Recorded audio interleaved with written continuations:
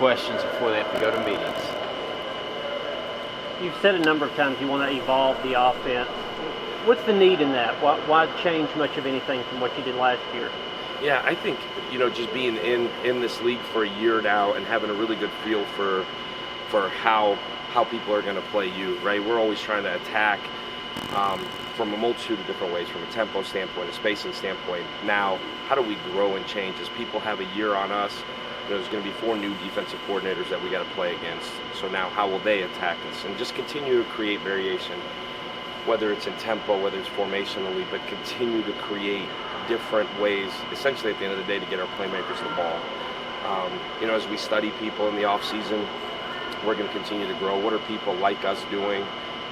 What's going on in the NFL? What are they doing that's being successful? I think we got to continue to evolve and change. We look different a year ago than we did our last year at the previous place. And then at the end of it, who are our guys? There's a bunch of new guys here. How can we get those guys the football and be successful? So I think we're going to continue to evolve, continue to change, and with the core of it staying the same. You talked about finding your guys. Obviously, receiver, you got a couple of starters to replace a lot of guys that you haven't played a lot of football. What are you looking for out of some of those returning guys and also those 4 freshmen there at those spots?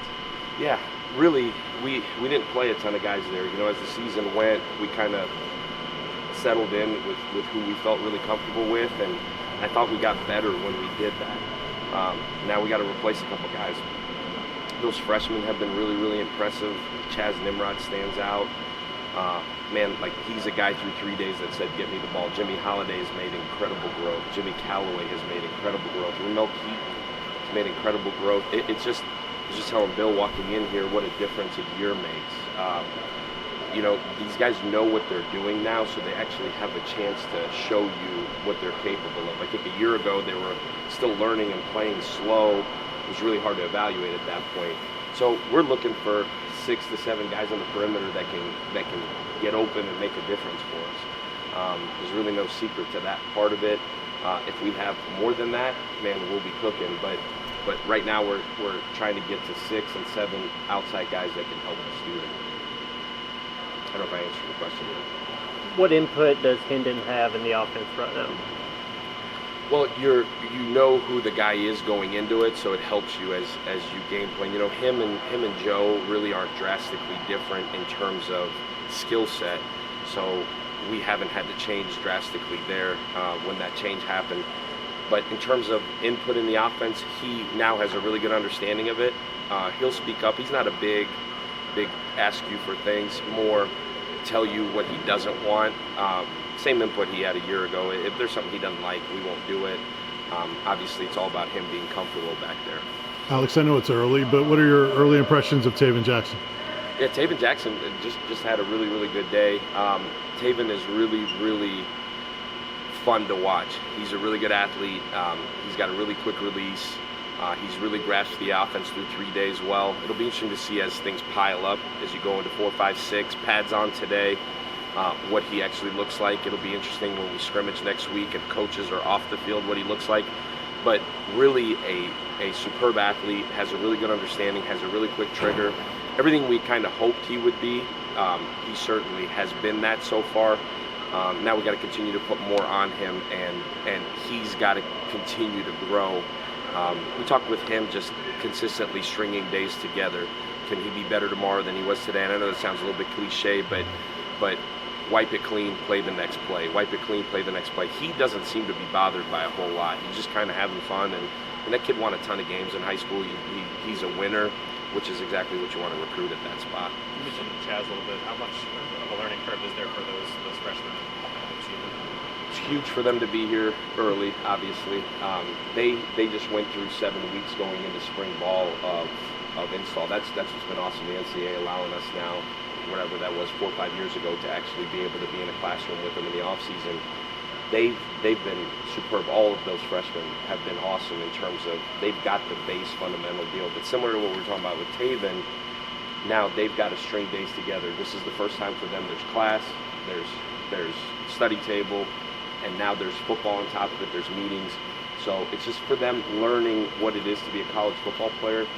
Being here, being early is awesome because they've got a feel for what that's actually like. Just all of it at the same time, waking up early and eating, and I got to go to sleep and I got to study. And I think those guys, there's such a level of maturity. I'm so excited about that freshman class we signed on our side of the ball. There's this level of maturity, level of consistency with that crew. They came in here to play, and so that's how they've attacked it. There's I know I'm using a lot of different words, but there's like a professionalism among that group that's really, really superb. It's been really cool to see. Coach, how have you seen Princeton fan Jacob Warren grow from last year? Well, both of those guys, Jacob and Princeton, both of them now have a year in the system. That's a tough spot to play in this offense. You're moving around, you're playing a bunch of different places. Same as everybody else.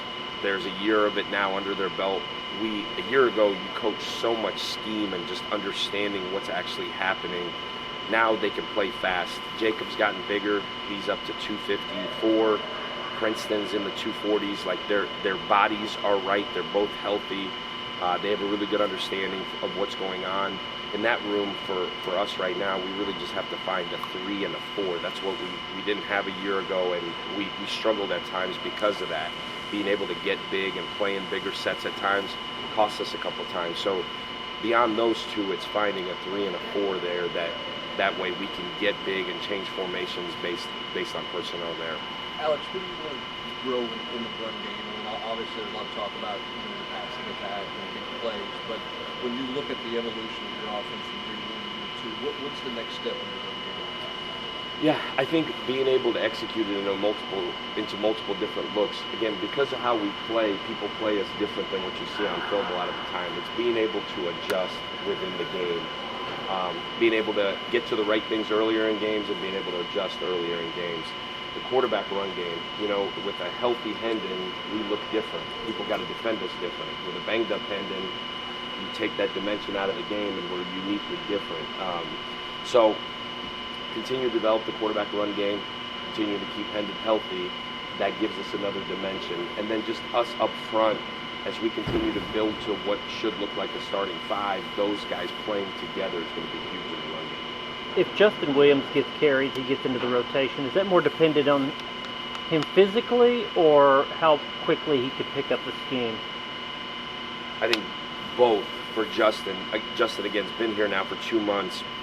He's still figuring out how we're playing. There's a lot of things going on back there, and there's not a lot of time to think about it. So just reps, different than playing wide out. You're in a box, and there's just bodies everywhere. So for him, his 3 days have been like touch and go. He's still trying to figure it all out.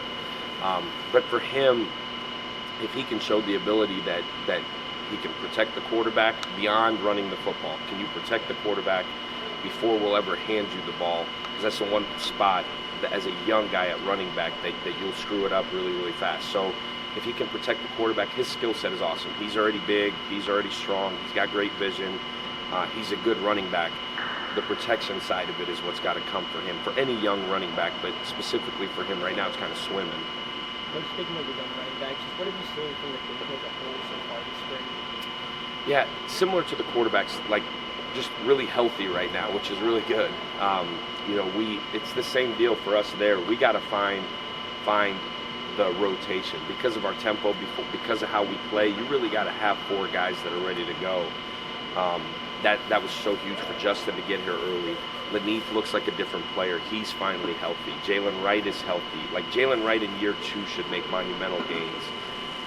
So for us, we still waiting on one to get here in Dylan, but they have taken a huge step. Again, same coach, same system, and then getting healthy.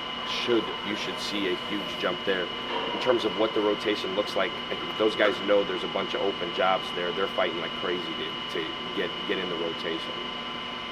But just compared to last year, you had unknowns everywhere, but a quarterback particularly. How different does the spring look for you as a coach with a guy like him in the back, where you know what he can do and you can sort of build the offense and continue to build it around it based on what he did last year? Makes it a lot easier. You're rotating less. And you're being less political about it. So there's less meetings with me and Joey. We last year would have meetings daily on the rotation and what plays you can run with certain guys, and it was like a Wordle. I think that's what's big right now, trying to figure it out. It's certainly easier right now knowing who the 1 is, who the 2 is. But I'll say Joe has made monumental strides too. Joe has gotten his body right. He's really put a ton into it. So having a healthy and all-in Joe Milton also helps, because it helps Hendon, and the competition between those 2 is really, really fun. So those 2 guys, I mean, you talk about pros, they coach each other harder than anybody else. And so just having those 2 guys bringing Hendon along and Gaston and Navy and that crew, that room is really fun right now.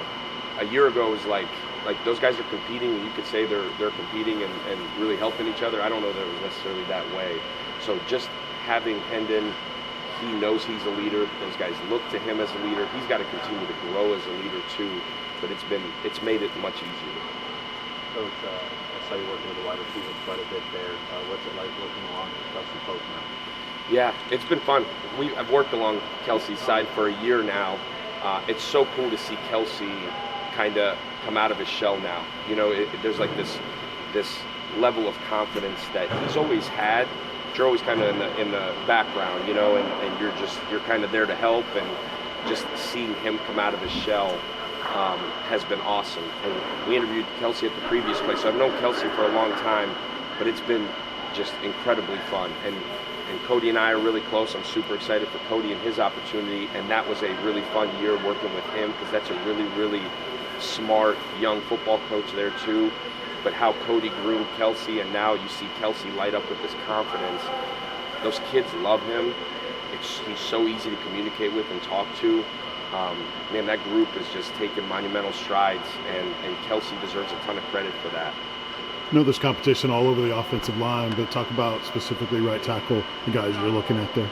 Yeah, you know, we've played a lot with Darnell playing at right. That's kind of his natural home. That's where he's kind of always wanted to be. Played a lot with him and really messing with the left tackle spot. And that's kind of natural too for JJ. You know, we've moved Dane around a bunch. I think Dane can help us inside some as well. So that's a daily conversation piece. You know, is that guy here? When is Gerald Mincy going to grasp it fast enough to actually be able to compete? And Gerald has made strides too.